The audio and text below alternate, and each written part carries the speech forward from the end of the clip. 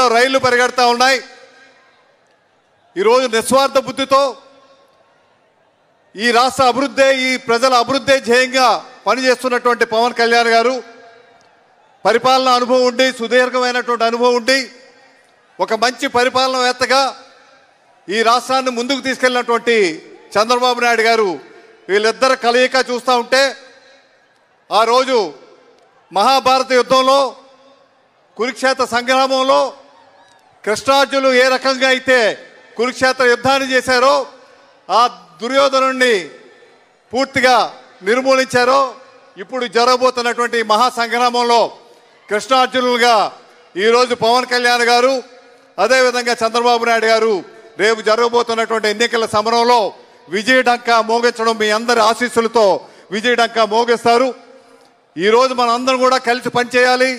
ఈ రాష్ట్రం గురించి, రాష్ట్ర ప్రజల గురించి, రాష్ట్ర భవిష్యత్తు గురించి, రాష్ట్ర రైతుల గురించి, కార్మికుల గురించి, యువత గురించి, పరిశ్రమలు రావాలన్నా, మనకు కావాల్సినటువంటి పోలవరం ప్రాజెక్టు పూర్తి చేసుకోవాలన్నా, ఒక రాజధాని పూర్తి కావాలన్నా, అదేవిధంగా ఒక స్టీల్ ప్లాంట్ కాపాడుకోవాలన్నా, మీకు ఏదైతే ఉత్తరాంధ్ర సుజల సమంత కానీ రాష్ట్రంలో ఉన్నటువంటి అన్ని నీటిపారుదల ప్రాజెక్టులు పూర్తి కావాలంటే మళ్ళీ ఈ రెండు ద్వయం రావాల్సినటువంటి అవసరం ఎంతైనా ఉంది. మనం రాష్ట్రాన్ని కాపాడుకోవాల్సినటువంటి అవసరం ఉంది. ఈరోజు ఈ పొత్తు వల్ల వారికి ఉపయోగం లేకపోవచ్చు, కానీ రాష్ట్ర ప్రజలకు ఈ పొత్తు ఎంతో అవసరం. రాష్ట్ర ప్రజలు కోరుకుంటా ఉన్నారు, మీ కార్యకర్తలు కోరుకుంటా ఉన్నారు, నాయకులు కోరుకుంటా ఉన్నారు. ఈ రకంగా ప్రజలు కోరుకుంటున్నటువంటి పొత్తు తప్పనిసరిగా విజయవంతంగా ముందుకు వెళ్తుంది. ఈరోజు చూస్తూ ఉంటే వీళ్ళు కలయిక త్రివేణి సంగమంలా ఉంది.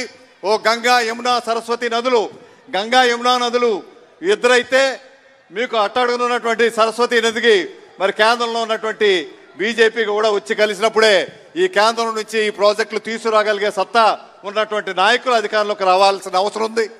ఈరోజు 5 సంవత్సరాలు ఈ రాష్ట్రం చిన్నాభిన్నమై పూర్తిగా నాశనం అయిపోయింది. ఆ రోజు రాష్ట్ర విభజన వల్ల ఎంత నష్టపోయామో, కానీ ఈరోజు వీళ్ళు ఈ 5 సంవత్సరాల ప్రభుత్వంలో చాలా పూర్తిగా సర్వనాశనం ఈ రాష్ట్రానికి తీసుకెళ్లారు. ఒక దోపిడీ రాజ్యంగా తయారు చేశారు. మళ్ళీ కూడా పూర్వ వైభవాన్ని ఈ ఆంధ్ర రాష్ట్రానికి రావాలంటే మళ్ళీ చంద్రబాబు నాయుడు గారు, పవన్ కళ్యాణ్ గారు రావాలి. ఆ రోజు మీకు మహాభారత సంగ్రామంలో పాండవులు మీకు ఎవరు కావాలని కృష్ణుడు అడిగితే, దుర్యోధనుడు నాకు 18 అక్షోణీల సైన్యం కావాలన్నారు. కానీ పాండవులు అడిగింది ఒక కృష్ణుడు నువ్వు ఉంటే చాలు అని అడిగారు.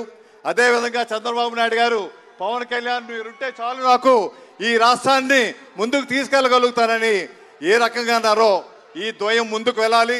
ఇది శాశ్వతంగా ముందుకు వెళ్ళి రాష్ట్ర ప్రయోజనాలు కాపాడాల్సినటువంటి అవసరం ఉంది.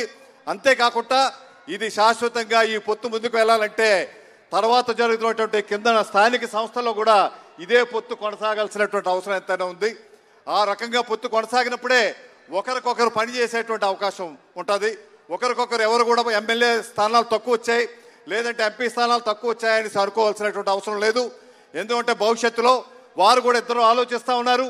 స్థానిక సంస్థల్లో మళ్ళీ కూడా ఈ పొత్తు కొనసాగే విధంగా అక్కడ కూడా సుమారు 30-33% మీకు జనసేన పార్టీకి కూడా ఇవ్వాలనేటువంటి ఆలోచన ఏదైతే చేస్తూ ఉన్నారో అది ప్రజలు స్వాగతిస్తూ ఉన్నారు, కార్యకర్తలు స్వాగతిస్తూ ఉన్నారు. అటువంటి తీరును ముందుకు వెళ్ళాలి. ఒక స్టీరింగ్ కమిటీలు వేసుకొని ఈ కార్యక్రమాలు ముందుకు తీసుకెళ్తారని, రేపు జరగబోయే సంగ్రామంలో మళ్ళీ విజయకేతం మోగించే విధంగా ఈ జెండా పండగ ముందుకు వెళ్ళాలనేసి కోరుకుంటూ, ఈరోజు రాష్ట్ర పరిస్థితి చూసాం. ఒక్క అవకాశం అని చెప్పి ఎవరైనా ఒక్క అవకాశం అని చెప్పి ఓ విషం చొక్కేస్తాను, మీ ఒక్క చొక్కే కదా వేసుకుంటానంటే ఎవరైనా వేసుకుంటారో చెప్పండి. ఈరోజు రాష్ట్ర పరిస్థితి కూడా అదే విధంగా ఉంది. ఈరోజు రాష్ట్ర పరిస్థితులు మార్చాల్సినటువంటి అవసరం ఉంది. కాబట్టి ఈరోజు ఈ పొత్తును స్వాగతించి ఈ పొత్తును ముందుకు తీసుకువెళ్ళి మంచి మెజారిటీతో ఈ పార్టీ ప్రభుత్వాల్ని ఏర్పాటు చేసే విధంగా మీ అందరూ కూడా సహకరించండి. మన రాష్ట్రానికి కావాల్సినటువంటి అన్ని అభివృద్ధి కార్యక్రమాలు, అదేవిధంగా ముఖ్యంగా రాజధాని లేనటువంటి రాష్ట్రం ఏకైక రాష్ట్రం ఆంధ్ర రాష్ట్రం. ఈరోజు మళ్ళీ ఆ రాజధాని రైతులు ఉసురు ఈ ప్రభుత్వాన్ని తప్పనిసరిగా జరుగుతుంది. ఈరోజు ఉత్తరాంధ్ర నుంచి వచ్చినప్పటికీ నేను ఏ రోజు కూడా స్వాగతించలేదు విశాఖపట్నానికి రాజధానిని. ఎందుకంటే అతనికి ఆ ఉద్దేశం ఉండుంటే ఆ రోజు శాసనసభలోనే చెప్పి ఉండాలి.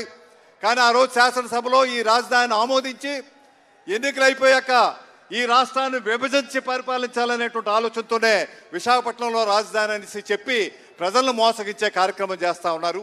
ఈయన మోసపోయే పరిస్థితిలో ప్రజలు ఎవరూ లేరు. అందరి తాలూకు ఆలోచన ఏకైక రాజధానిగా అమరావతి రాజధానిగా కొనసాగాల్సినటువంటి అవసరం ఉందని ప్రజలు గట్టిగా విశ్వసిస్తున్నారు. అటువంటి మంచి రాజధాని, అటువంటి పోలవరం ప్రాజెక్టు, మీకు స్టీల్ ప్లాంట్ కూడా కాపాడుకునేటువంటి అవకాశం కల్పించాల్సిందిగా మీ అందరిని కోరుతూ ఈ అవకాశం ఇచ్చిన మీ అందరికీ నా హృదయపూర్వక ధన్యవాదాలు.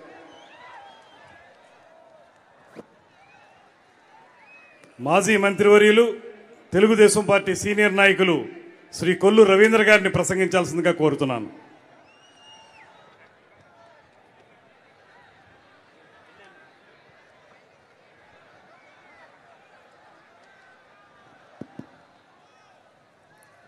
వేదికను అలంకరించిన పెద్దలు గౌరవనీయులు చంద్రబాబు నాయుడు గారికి, జనసేన సేనాని పవన్ కళ్యాణ్ గారికి, వేదికను అలంకరించిన పెద్దలందరికీ, బాలకృష్ణ గారికి, అచ్చెన్నాయుడు గారికి, మనోహర్ గారికి, పెద్దలందరికీ కూడా పేరు పేరున నమస్కారాలు. ఈ కార్యక్రమానికి విచ్చేసిన జనసేన తెలుగుదేశం పార్టీ కార్యకర్తలు, నాయకులకి అందరికీ కూడా హృదయపూర్వక నమస్కారాలు తెలియజేస్తా ఉన్నా. తెలుగువారి విజయ కేతనం జెండా వేదిక సాక్షిగా అడుగుతా ఉన్నా, రేపు జరగబోయే 2024 సార్వత్రిక ఎన్నికల్లో అసెంబ్లీలో ఎగరబోయే జెండా తెలుగుదేశం జనసేన జెండా కావాలి.